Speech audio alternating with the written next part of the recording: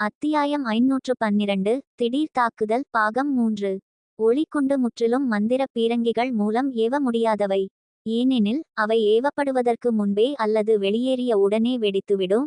பயங்கரமான வெடிப்பை உருவாக்கி எதிரிகளுக்கு எவ்வித அச்சுறுத்தலும் இல்லாமல் மாறாக நம்மை நாமே காயப்படுத்தும் ஆயுதமாக மாறிவிடும். ஆனால் நைட் டெம்பிளின் ஆராய்ச்சியாளர்கள் சோதனைகளின் போது ஒரு ஆச்சரியமான விஷயத்தை கண்டறிந்தனர். ஒளிக்குண்டுகளின் தனித்துவமான பலன் என்னவென்றால் அவை ஒன்றுடன் ஒன்று இணைந்து தாக்கத்தை பல மடங்கு அதிகரிக்கும் திறன் கொண்டவை. ஒரே மாதிரியான ஒளிக்குண்டுகள் வெடிக்கும்போது அவற்றின் விளைவுகள் ஒன்றிணைந்து பல மடங்கு ஆற்றலை உருவாக்குகின்றன. இந்த கண்டுபிடிப்பு அவர்களுக்கு பெரும் மகிழ்ச்சியை அளித்தது. கைவிடப்பட்டிருந்த ஒளிக்குண்டு ஆராய்ச்சி மீண்டும் உயிர் பெற்றது. நீண்ட நேர ஆராய்ச்சி மற்றும் சோதனைகளுக்கு பிறகு ஒளிக்குண்டின் ஆற்றல் 4ஆம் நிலை ஒளி மந்திரத்திற்கு சமமான சக்தியில் வெளிப்படுத்தப்படும்போது அதன் இணைவு விளைவுகள் மிகவும் சிறப்பாக இருப்பது கண்டறியப்பட்டது. ஆனால் துரதிர்ஷ்டவசமாக இவை மந்திர பீரங்கிகள் மூலம் ஏவப்பட முடியாது. கையால் வீசப்பட வேண்டும். மேலும் ஒளி மந்திரத்தை பயன்படுத்துபவர் வீசிய பிறகு ஒளி மையத்தை தீப்பற்ற வைத்து அந்த இணைந்த வெடிப்பு ஆற்றலை உருவாக்க வேண்டும். இந்த கருவி உருவாக்கப்பட்டவுடன் போர்க்களத்தில் இதை பயன்படுத்துவது மிகவும் கடினம் என்று கடுமையாக விமர்சிக்கப்பட்டது. 4ஆம் நிலை ஆற்றல் கொண்ட ஒளிக்குண்டு வீசப்பட்டவுடன் எதிரிகளால் உடனடியாக தடுக்கப்படும். இப்படிப்பட்ட சூழலில் இணைவு செயல்முறையை முடிப்பது எப்படி சாத்தியம்? போர்க்களத்தில் நேரடி மோதலின் போது ஒளிக்குண்டுகளை தடை செய்யப்பட்ட மந்திர நிலைக்கு உயர்த்துவது கிட்டத்தட்ட சாத்தியமற்றது. மேலும் ஒளிக்குண்டுகள் 4ஆம் நிலை மந்திரங்களின் ஆற்றலை மட்டுமே வெளிப்படுத்துகின்றன என்று எளிதாக நினைத்துவிடாதீர்கள். இவற்றை உருவாக்குவதற்கு செலவு மிகவும் அதிகம். ஒரு சிறந்த நிபுணரின் திறமை மட்டுமல்ல, மித்ரில் மற்றும் பல அரிய உலோகங்கள் ஒளி உறுப்பு மந்திர படிகங்களுடன் இணைக்கப்பட வேண்டும். இதனால் இவற்றின் மொத்த செலவு மிகவும் அதிகம். எனவே இந்த ஆராய்ச்சி வெற்றிகரமாக இருந்தாலும் இறுதியில் ஒரு சில ஒளிக்குண்டுகள் மட்டுமே தயாரிக்கப்பட்டன. அரிய உலோகங்களை பெறுவது ஓரளவு சாத்தியமாக இருந்தாலும் ஒளி உறுப்பு படிகங்களை பெறுவது மிகவும் கடினம். நைட் செயின்ட் மவுண்டில் ஒன்று கூடிய மந்திர மிருகங்களை வேட்டையாடுவது தீர்வாக இல்லை. அதனால் நைட் டெம்பிளின் பொக்கிஷக் கிடங்கில் இவற்றில் சில 100 மட்டுமே இருந்தன. மேலும் இவை கண்டுபிடிக்கப்பட்ட பிறகு உண்மையில் பயன்படுத்தப்படவில்லை. ஆனால் இவற்றை உருவாக்க இவ்வளவு ஆற்றலை செலவழித்த பிறகு நைட் டெம்பிள் இவை மிகவும் பயனுள்ள சூழ்நிலையை பற்றி சிந்தித்தது. அது திடீர் தாக்குதல்.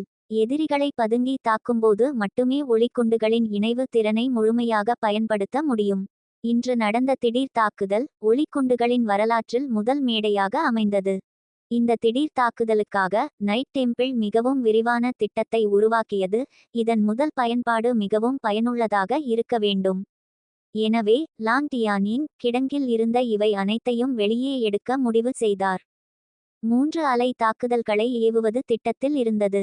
தாக்குதல்களை பிரித்து நடத்துவதும் முன்கூட்டியே திட்டமிடப்பட்டது. 7 பேய் கடவுள்கள் பிரிந்து செல்வதை தவிர்ப்பதற்காகவும் இந்த தாக்குதலில் பங்கேற்ற அனைவரும் பத்திரமாக தப்பிக்க முடியும் என்பதை உறுதி செய்யவும்.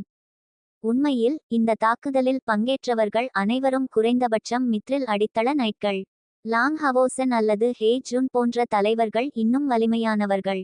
இவர்கள் டிராகன் ரெசிஸ்டிங் மவுண்டன் பாசுக்கு இழப்பை ஏற்படுத்த முடியாத முக்கிய படைகள். முதல் அலை தாக்குதல் மிகவும் ஆபத்தானது, ஏனெனில் பேய் கடவுள்களால் துரத்தப்படுவதற்கு வாய்ப்பு அதிகம். அதனால் புனித நைட் ஹே ஜுன் அதற்கு தலைமை தாங்கினார். லாங் ஹவோசனின் குழு கடைசி அலையில் நியமிக்கப்பட்டது, அவர்களின் பாதுகாப்பை உறுதி செய்ய. இந்த சூழலில் லாங் ஹவோசன் தனது தாத்தாவின் கஷ்டங்களை எப்படி புரிந்து கொள்ளாமல் இருக்க முடியும்? மனதளவில் முழுமையாக ஒப்புக்கொள்ளாவிட்டாலும் இந்த போரில் ஒரு வீரனாக அவரது உத்தரவை பின்பற்ற வேண்டியிருந்தது. 50க்கும் மேற்பட்ட உருவங்கள் ஆன்மீக இறக்கைகளை பயன்படுத்தி வேகமாக பறந்தன. லாங் ஹவோசன் வேண்டுமென்றே கடைசியில் இருந்து ஸ்டார் கிங்கை அழைத்து பின்புறத்தை கவனமாக கண்காணித்தார். இந்த திடீர் தாக்குதல் கிட்டத்தட்ட சரியாக நடந்தது. முதல் தடை செய்யப்பட்ட மந்திரம் 7 பேய் கடவுள்களால் கட்டுப்படுத்தப்பட்டதை தவிர மற்ற 2 மந்திரங்கள் எங்கும் பரவின. பேய் பேரரசர் படைகளை அழித்ததோடு இணைந்த நரக பேய்களில் பாதியை அழித்தன. இதுதான் தடை செய்யப்பட்ட மந்திரங்களின் பயங்கரம். இப்படிப்பட்ட திடீர் தாக்குதலில் 6ஆம் நிலை வலிமை கொண்ட நரக பேய்கள் எதிர்ப்பு திறனை இழந்தன. டிமானிக் கரடிகள் போன்ற பாதுகாப்பு பேய்கள் கூட இப்படிப்பட்ட வலிமையான தாக்குதலுக்கு முன் உயிரை இழந்தன. பலவீனமான உடல் கொண்ட நரக பேய்களை பற்றி சொல்லவே வேண்டாம். 7 பேய் கடவுள்களும் இப்போது கோபத்தின் உச்சிக்கு சென்றனர். அவர்கள் எதிர்கொண்ட முதல் தடை செய்யப்பட்ட மந்திரத்தின் ஆற்றல் குறையத் தொடங்கியபோது மற்ற 2 மந்திரங்கள் வெடித்தன. பேய் முகாமில் இருந்த 9ஆம் நிலை வலிமையாளர்கள் தடை செய்யப்பட்ட மந்திரங்களை எதிர்க்க முயன்றாலும் பேய் கடவுள் தூண்களின் பாதுகாப்பு இல்லாததால் அவர்கள் உறுதியாக நிற்க முடியவில்லை. எனவே முகாமுக்கு மேலே 2 பெரிய தங்க நிற காளான் மேகங்கள் வானில் பரவின. சமினாகாவின் பற்கள் கோபத்தில் நரநரத்தன. இந்த புனித போரில் பேய்களின் இழப்பு எப்போதும் பெரிதாக இருந்தாலும் இப்படிப்பட்ட பேரிழப்பு இதுவரை இல்லை. இவை பேய் பேரரசரின் 3 பேய் பேரரசர் படைகள்.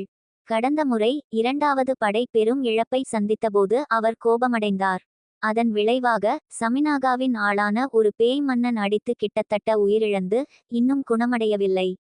இந்த முறை 3 படைகளும் பெரும் இழப்பை சந்தித்ததால் அவரது பதவி இருந்தாலும் பேய் பேரரசர் அவரை எளிதில் மன்னிக்க மாட்டார். இந்த நேரத்தில் சமினாகா கடைசியாக தப்பிக்கும் நைட்களை கவனித்தார். உடனே லாங் ஹவோசென் ஸ்டார் கிங்கை ஏறியிருப்பதை கவனித்தார். அது ஒரு ஸ்டார்லைட் யூனிகார்ன் கிங். சமினாகாவின் கண்களில் கூட அது கணிசமான வலிமை கொண்ட ஒளி உறுப்பு மந்திர மிருகம். மேலும் அவர் ஸ்டார் கிங்கின் எஜமானர் ஒரு பிரகாசமான தெய்வீக கருவியை வெளிப்படுத்தியதை பார்த்திருந்தார். இப்படிப்பட்ட காட்சியை அவர் எப்படி மறக்க முடியும்? லாங் ஹவோசனை பார்த்தவுடன் சமினாகாவின் எண்ணங்கள் தூண்டப்பட்டன. 3 பேய் பேரரசர் படைகளின் இழப்பால் பேய் பேரரசரின் கோபத்தை சமாளிக்க இந்த தெய்வீக கருவியை எங்கள் பேரரசரிடம் கொண்டு செல்வது மட்டுமே தீர்வாக இருக்கும் என்று அவர் ரகசியமாக நினைத்தார். பேய் கடவுள்கள் இதை பயன்படுத்த முடியாவிட்டாலும் ஒளி உறுப்பு தெய்வீக கருவியை ஒப்படைப்பது பேய் பேரரசரின் கோபத்தை தணிக்க போதுமானதாக இருக்கும். எனவே தனது எண்ணங்களை ஒழுங்குபடுத்தியவுடன் அவர் உடனே செயல்பட்டார். தனது பெரிய சாம்பல் இறக்கைகளை அடித்து சாம்பல் விண்கல்லை போல வேகமாக பறந்து லாங் ஹவோசனை துரத்தினார். லாங் ஹவோசன் ஒரு கடவுள் இல்லை. சமினாகாவின் எண்ணங்களை யூகிக்க முடியவில்லை. தனது அடையாளம் வெளிப்படாமல் இருக்க ஆன்மீக இறக்கைகளை பயன்படுத்தவில்லை. ஆனால் ஸ்டார் கிங்கின் தோற்றம் அவரை இலக்காக்கியது. இறப்பின் பேய் கடவுளின் இலக்காக அவர் ஆனார்.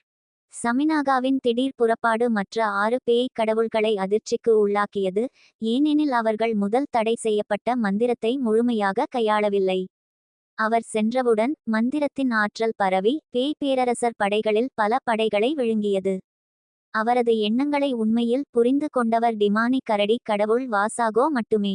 ஏனெனில் அவரும் லாங் ஹவோசனை கவனித்து அவரை துரத்த தயாராக இருந்தார். ஆனால் சமினாகாவால் முந்தப்பட்டார். இந்த சூழலில் வாசாகோ தனது திட்டத்தை செயல்படுத்த முடியவில்லை. இல்லையெனில் அது சமினாகாவுக்கு எதிரான ஆத்திரமூட்டலாக கருதப்படும். 5வது பேய் கடவுள் பதவியை பறிக்க விரும்பினாலும் சமினாகாவுடன் மோதலை அவர் விரும்பவில்லை. பேய் குலத்தின் வலிமையை அவர் நன்கு அறிந்திருந்தார்.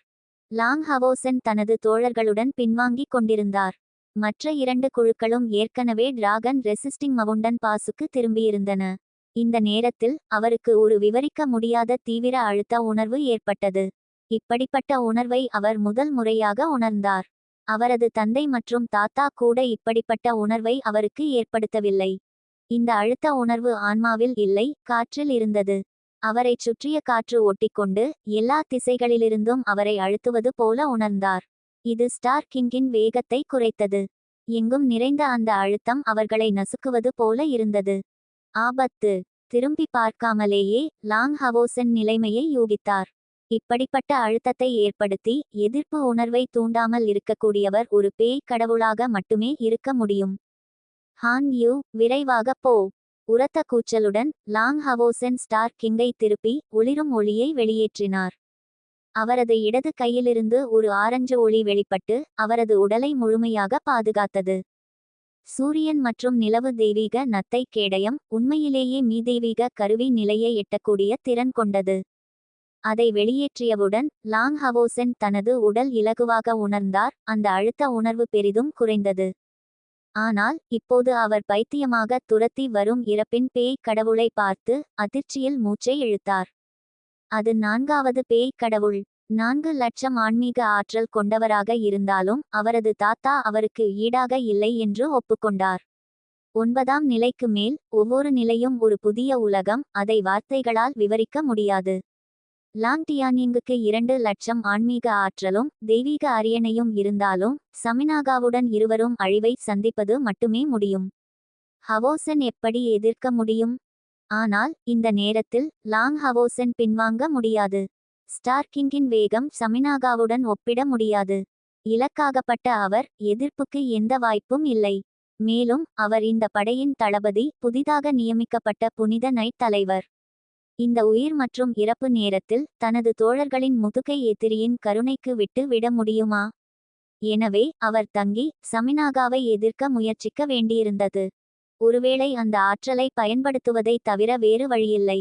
அது மட்டுமே அவரது அடையாளத்தை வெளிப்படுத்தாமல் உறுதியான இழப்பிலிருந்து தப்பிக்க உதவும்.